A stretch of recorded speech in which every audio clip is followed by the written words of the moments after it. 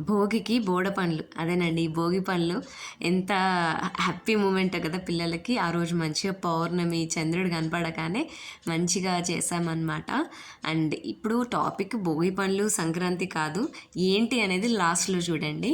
And మేమందరం చాలా మంచిగా బ్లెస్ చేశాము. చాలామందికి తెలిసే ఉంటుంది భోగి పండ్లు ఎందుకు పోస్తారు అనేది.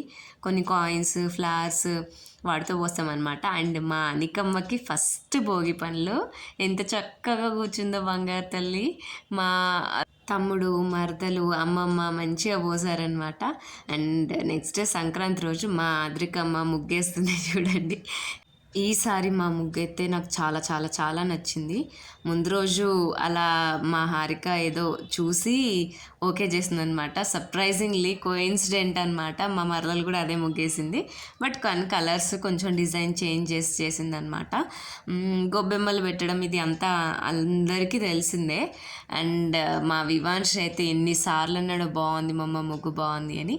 అండ్ మేము పాలు పొంగిస్తాం. మాకైతే ఏవేవో పండుతాయో అవన్నీ తీసుకొచ్చి చుట్టూ పెట్టి అక్కడ పిడకలు చేసి గొబ్బెమ్మల చుట్టూ అట్లా మధ్యలో చిన్న కుండలో పాలు పొంగిస్తాం అనమాట.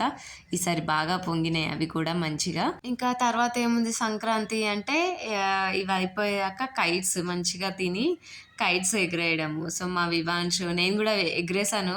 చాలా ఫుల్ ఎండ ఉండే అయినా కానీ హ్యాపీగా కాసేపు అలా కైట్స్ అన్నీ డీజేలు పెట్టుకొని మరీ కొయ్యి అంట అట్లా ఎంజాయ్ చేశారు.